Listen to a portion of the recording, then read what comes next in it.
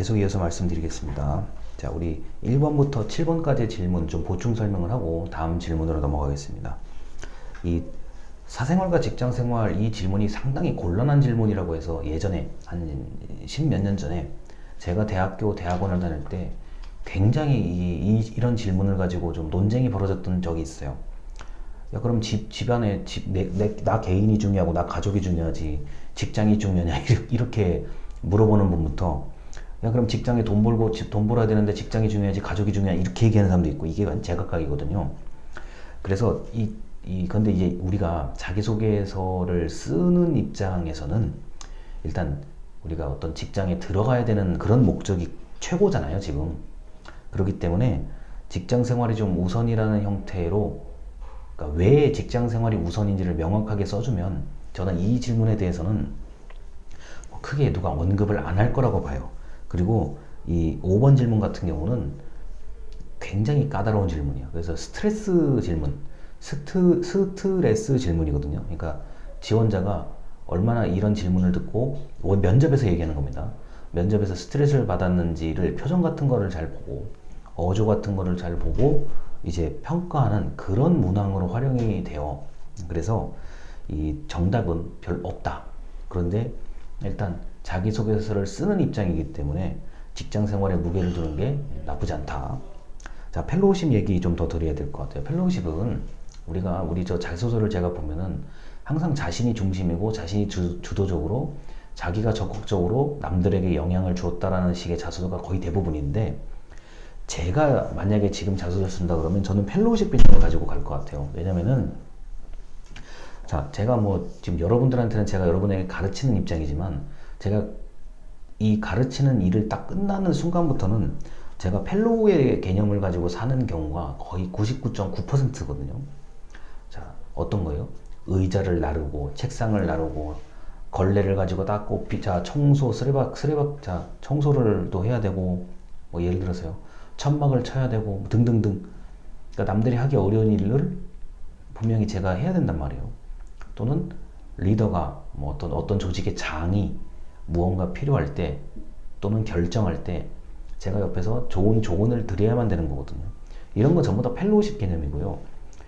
다시 말씀드리지만 포털 사이트에 펠로우십을 검색을 하셔서 한 번쯤 블로그에 글도 읽어보시고 또는 도서관에 가시면은 이 펠로우라고 아마 검색을 하시면 도서관에 책이 몇 권 있을 거예요. 그렇게 뭐 엄청난 내용을 담고 있는 건 아닌데 시간이 되시면 한 번쯤 읽어보시면 펠로우십이라는 게 생각보다 중요하구나 이거를 느끼실 수가 있을 겁니다. 자, 그리고 사무 처리할 때의 요령은 뭐 컴퓨터뿐만이 아니라 어떤 그 사람을 대할 때의 요령이라든가 여러 가지 형태로 여러분들이 좀 바꿔서 준비를 할 수가 있습니다. 내가 아르바이트를 해보니까 어떠한 아르바이트를 할 때 내가 이런 방법을 동원했더니 좀 좋은 일이 생기더라. 뭐 이런 식으로요. 그래서 그런 내용을 좀 잘 알아두셨으면 좋겠습니다.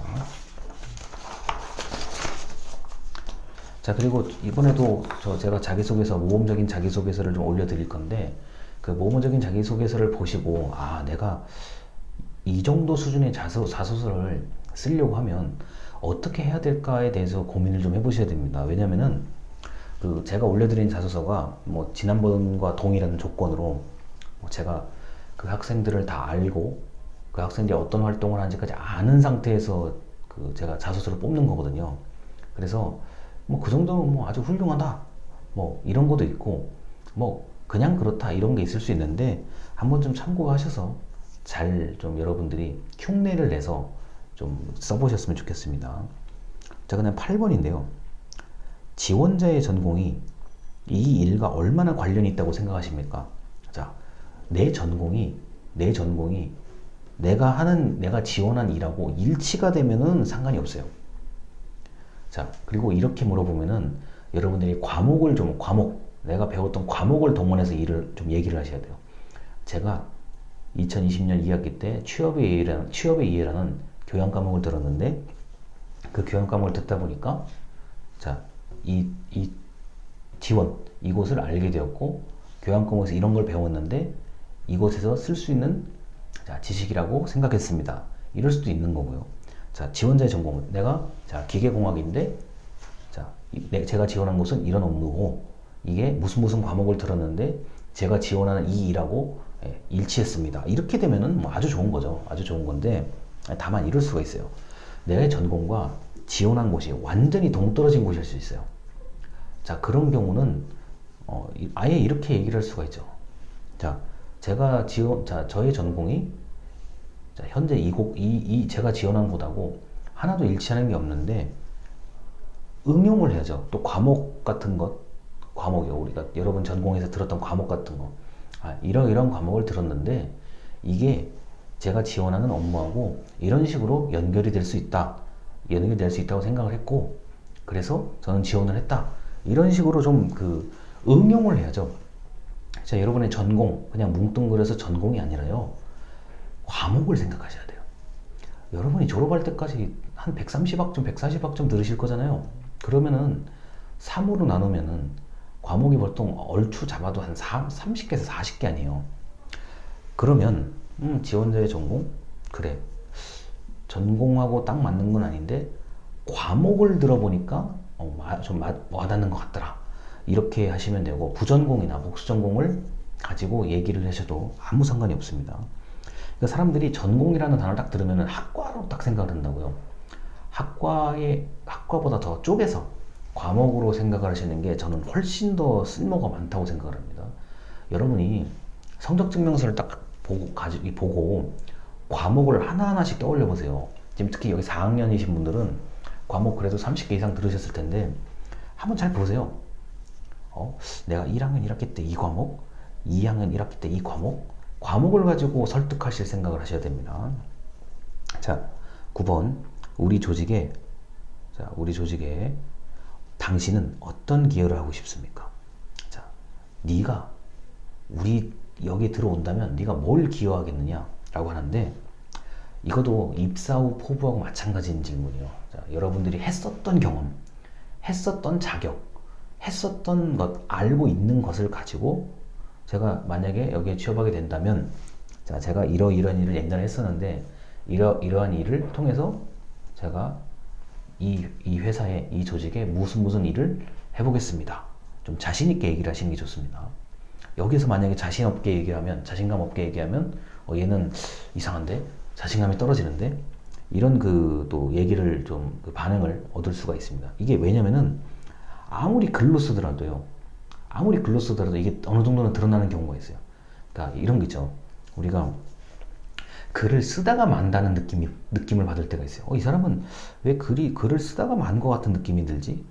이러면 이게 그 자신감이 좀 없어서 생기는 경우가 많거든요. 그 다음에 이제 이 기여하는 부분이 좀 추상적이면 안 돼요. 저는 이거 잘할 수 있습니다. 잘할 겁니다. 이게 아니라 내가 했었으니까 할 수 있다. 했었으니까 할 수 있다. 알고 있으니까 할 수 있다. 이런 걸 보여줘야 됩니다. 자, 그 다음 10번이 스트레스를 관리하는 자신만의 방법. 자, 이게 이제 면접에 관련된 얘기일 수도 있는데 혹시라도 자기소개서에 스트레스 관리 방법이라는 걸 물을 일이 있을 수 있어요. 좀 듣기 드문데 그러면은 여러분이 취미나 특기 같은 게 있으면 좀 확실하게 적어주셔야 되고 또 그런 경우 있잖아요. 우리 저 게임 많이 하시는 분들 있잖아요. 게임을 많이 하시는 분들이라면 게임 명칭을 적는 게 제가 볼 때는 제일 좋아요. 게임 명칭을 적어야 얘가 이런 게임을 하면서 스트레스를 푸는구나. 또는 어떤 음악 이게 한국 대중가요인지 이게 아니면은 외국 대중가요인지 아니면 여러 가지 있잖아요. 명상 음악이든 그 모르니까요. 자, 영화 무슨 영화, 그 다음에 드라마 무슨 드라마, 이런 식으로 좀 구체적으로 스트레스 관리하는 방법을 적어주시면 좋습니다. 만약에 이제 산책을 한다. 그럼 난 어느 길을 주로 산책한다. 어느 산을 주로 간다. 이런 식으로요. 구체성을 가지고 적는 게 무엇보다 중요합니다. 예를 들어서 여러분의 취미가 마라톤이다 그러면은 어느 마라톤 대회, 서울 한강을 어떻게 뛰었고 이런 거 있잖아요. 코스 같은 거 적어주면 좋아요. 자, 그 다음에 이제 11번 공백 기간이 생긴 이유와 그 공백 기간이 무엇을 했느냐라는데 이 공백 기간이 요새는 많아요. 특히 공무원 되고 나서 필기 시험에 합격을 하셔가지고 1년 이내에 그만두는 비율이 생각보다 높아요. 그 왜 그러냐면은 이제 본인이 생각했던 공무원 생활하고는 또 완전히 다르니까 이제 그런 경우들이 있는데, 그렇게 회사를 일단 다니다가 어떤 조직이든지 다니다가 그만두면은 퇴사, 그만두게 되면은 공백 기간이 생길 수밖에 없거든요.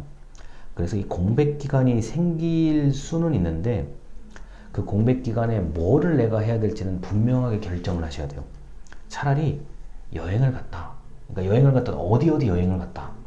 뭐 또는 자, 내가 건강 관리를 했다. 아니, 건강이 안 좋아서 정말 퇴사하시는 분들도 많아요. 은근히. 그럼 내가 건강이 안 좋아서 퇴사를 했다. 그럼 이제 내가 뭐 이런 것이 좀 몸이 아파서 어떻게 해서 뭐 좀 공백 기간에 자, 회복을 했다. 이게 좀 공백 기간을 그냥 나는 아무것도 안 했습니다. 이렇게 얘기하면 좀 곤란해요. 이건 나중에 이제 그 자기소개서뿐만 아니라 면접에서 이게 분명히 나올 것 같은데, 왜 1년 동안, 왜 6개월 동안 쉬셨습니까? 지금 여러분들은 휴학을 해도 상관이 없잖아요. 대학을 다니다가 휴학하는 일은 굉장히 흔한 일이에요. 너무 흔한 일이니까 제껴두고 얘기하는 거고, 이제 졸업을 해서 취업을 했는데, 취업하다가 이제 직장 다니시다가 그만뒀을 경우에 왜 그만뒀고, 뭐 그런 게 있잖아요. 그 공백 기간에 뭘 했습니까? 라고 한다면 내가 공백 기간에 했던 일을 좀 이렇게 일목요연하게 얘기하는 방법들이 중요해요. 저는 그냥 놀았습니다. 쉬었습니다. 그럼 좀 이상하잖아요.